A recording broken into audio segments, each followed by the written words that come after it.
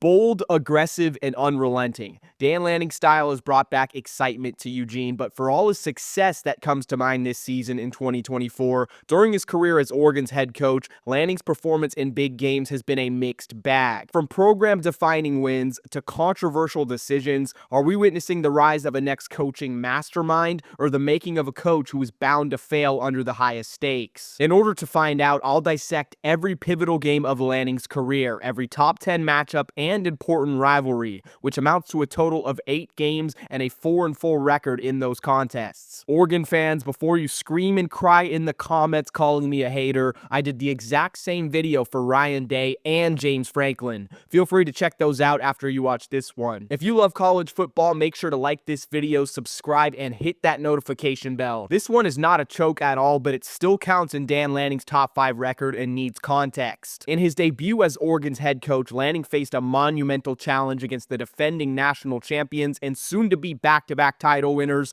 the Georgia Bulldogs. Not to mention, Lanning had been on the Bulldogs coaching staff with Kirby Smart since 2018. He finally broke away from Athens in 2022 to be a bigger fish in Eugene, and although Georgia was favored by 16.5 points, this game was still a measuring stick for Lanning's readiness to lead a top-tier program after his tenure as Georgia's defensive coordinator. Oregon entered the matchup ranked number 11, but the Bulldogs' overwhelming talent and experience was on full display. Georgia's offense was relentless, capitalizing on Oregon's defensive lapses to cruise to a 49-3 win, marking one of the Ducks' most lopsided losses in recent history. The Ducks got dominated on both sides of the line, with their leading rusher being quarterback Bo Nix with only 37 yards plus 2 interceptions. The future of Oregon's backfield, which we didn't know at the time, Irving, James, and Whittington, combined for 42 yards on 2.8 yards per carry. While Lanning's first game was against the best team in the nation and there really wasn't much expectation,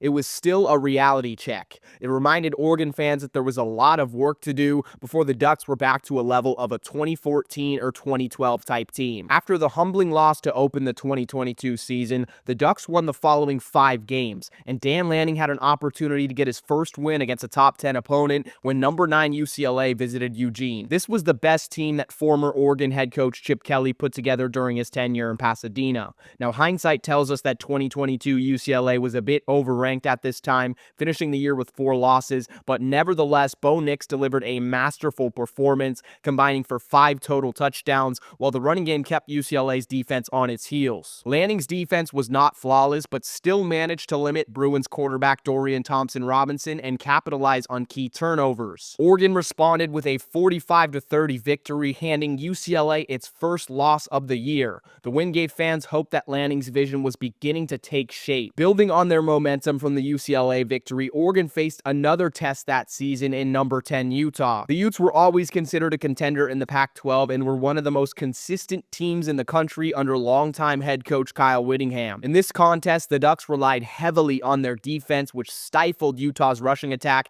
and forced quarterback Cam Rising into mistakes that turned into 3 picks. Offensively, Bo Nix battled through injuries to lead critical drives, including a game-winning field goal late in the 4th quarter. Dan Lanning's decision-making, particularly in managing clock and field position late in the game, played a pivotal role in the win. Although they weren't playing for a playoff berth, this game showed resilience and grit, something that Lanning had stressed in his vision of the program since day one. It also showed the Ducks could win a low-scoring, physical slugfest style of game, which people had always questioned. Dan Lanning and Oregon fans wished the 2022 season ended after the Utah game because the rivalry game against Oregon State was a humiliating loss to close out the regular season, and at the time it also was the worst loss of his young head coaching career. Now you look on the surface and see the Ducks ranked number 9 and the Beavers ranked number 21. How could it be that bad? Now it wasn't just the result of the game, but how it all happened. The Ducks squandered a 21-point lead in the second half, raising questions about Lanning's game management and the team's mental toughness. Oregon State completed 6 passes the the entire game and surrendered 3 turnovers, so how does that equate to a 38-34 win? OSU ran the ball over 20 straight times after trailing 31-10.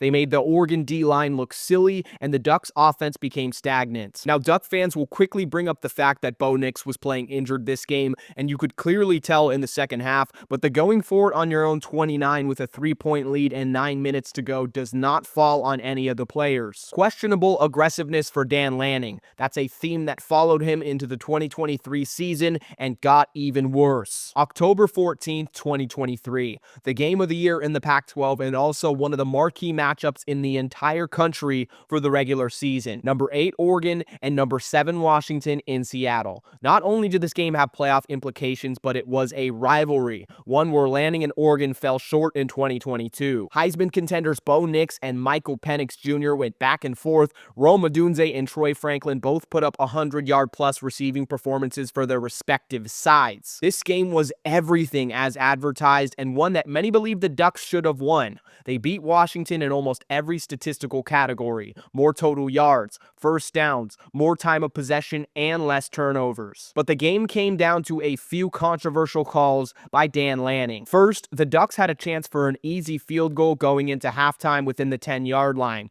but instead, on a 4th down with the clock expiring, Lanning decided to run a play to go for the TD, and the Ducks did not convert. Next, with Oregon leading the game 33-29 in the final minutes, they went for it on a 4th down near midfield, failing to convert and giving Washington a short field to take the lead. After the game, Lanning was under some heat by the media and fans for these decisions, but Oregon still had a chance to rectify this with a game-tying drive and a 43-yard field goal attempt from Camden Lewis. It missed. Game over, 36-33 Huskies, and this significantly hurt the Ducks' playoff hopes, while Lanning fell 0-2 to the hated rivals up north. As much as the first game in Seattle hurt, Oregon had a chance to put it all to rest in a Pac-12 championship game rematch. It was a de facto play-in game for the 4-team college football playoff. Win, and you're in. But it didn't look like the Ducks came to play because they came out the gates extremely flat and dug themselves into a hole. Late in the second quarter, it was 20-3 Washington. Oregon battled back, eventually taking the lead 24-20 in the third, but costly penalties and Michael Penix Jr. was too much to handle. The Huskies won 34-31. Kalen DeBoer once again straight up out-game planned Dan Lanning.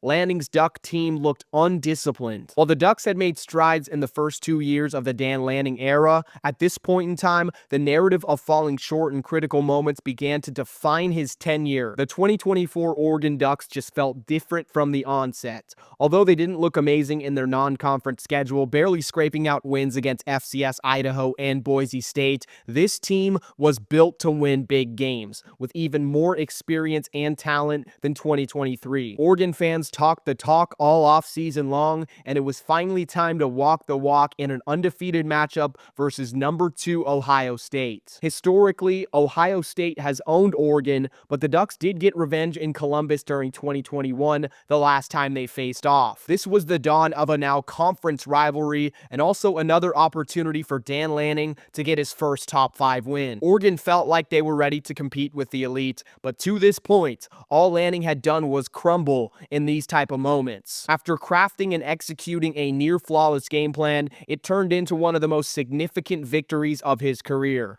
Oregon shut down the feared running attack of Travion Henderson and Quinshon Judkins while embarrassing the Ohio State secondary as Evan Stewart put up a legacy game of 149 receiving yards. Dylan Gabriel catapulted his name into the Heisman race while beating the Buckeyes with his arms and his legs in a perfectly clean pocket as Ohio State recorded 0 sacks. And in classic Dan Lanning fashion, he took a risk on the Buckeyes' final drive of the game, purposely putting 12 players on the field to draw a penalty, wasting precious seconds off the clock to hold on to the lead. Oregon 32, Ohio State 31. A game where previous year's teams probably would have blown, but the Ducks made a statement. And in case you thought a big game win was a fluke for Dan Lanning after he did it the first time, Oregon got another chance in the Big Ten title game. It wasn't the rematch that everyone hoped for in Indianapolis with Ohio State, but it was another top 5 showdown. A showdown with a team and another coach who was notoriously horrendous in top 5 matchups. The Ducks were favored to win, and that's how it went. night. Penn State never let the game get out of hand, though. They fought hard, but the offensive flurry of Oregon mixed with a timely, opportunistic defense led to a win. A year after getting heartbroken by their rival twice,